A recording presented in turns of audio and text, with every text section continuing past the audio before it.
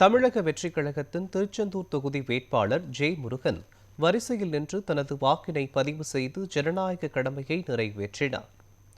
பின்னர் செய்தியாளர்களை சந்தித்த அவர், இந்த தேர்தலில் மக்கள் இதுவரை இல்லாத அளவிற்கு மிகுந்த ஆர்வத்துடன் வாக்களித்து வருவதாகவும், வெளிநாடுகள் மற்றும் வெளி மாநிலங்களிலிருந்து மக்கள் வாக்களிக்க திரும்பி வந்திருப்பது பெரிய மாற்றத்தின் அறிகுறி எனவும் தெரிவித்தார். அனைவருக்கும் வணக்கம். பத்திரிகை நண்பர்கள், ஊடக நண்பர்களுக்கு இன்று தமிழகத்தின் ஜனநாயக திருவிழா என்று சொல்லலாம். இதுவரைக்கும் இல்லாமல் மக்கள் மத்தியில் பெரிய எழுச்சி. வீட்டில் பிள்ளைகள், பெரியவங்க, மாணவ மாணவிகள் யாவல் என்று குடும்பத்தோடு மொத்தமாக வந்து பூத்தில் காத்து இருக்கிறத என்னுடைய லைஃப்பில் இப்போ தான் ஃபஸ்ட் டைமாக பார்க்கேன். நம்ம முந்தி பார்த்தீங்கன்னா அவங்க தனித்தனியாக ஓட்டு போட்டுருவாங்க. இன்றைக்கி காலையில் எழுந்துச்சி ஏதோ ஒரு கோயில் திருவிழாவுக்கு போகிற மாதிரி பட்டு சேலை கட்டி, பட்டு வேஷ்டை கட்டி, வீட்டில் பிள்ளைகள் முதற்கொண்டு மொத்தமாக லைனில் நிற்காங்க.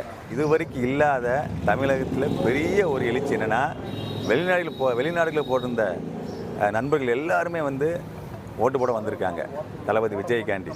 அடுத்து பார்த்திங்கன்னா வியாபாரத்துக்கு பிஸ்னஸ்காண்டி வெளியே போகிறவங்க சென்னை, பெங்களூரு, ஹைதராபாத்து, ஈரோடு, கோயம்புத்தூர்லேருந்து எல்லாம் வந்து பஸ் ஸ்டாண்டில் கூட்டம் அலமோதிட்டுருக்கு. தேர்தல் ஆணையம் வந்து பார்த்திங்கன்னா இந்த போக்குவரத்தில் கொஞ்சம் கோட்டை விட்டுட்டாங்க.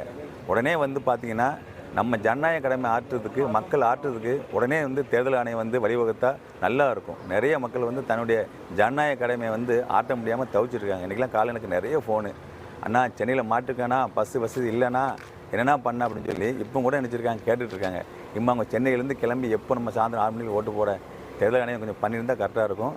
ஒரு பெரிய மாற்றம் தமிழகத்தில் இதுவரைக்கும் இல்லாத ஒரு பெரிய புரட்சி இங்கே நடக்கு. மக்கள் மத்தியில் அந்த ஒரு ஆட்சி மாற்றம், அந்த பிரகாசம் அவங்களுடைய ஃபேஸில் எனக்கு தெரிகின்றது.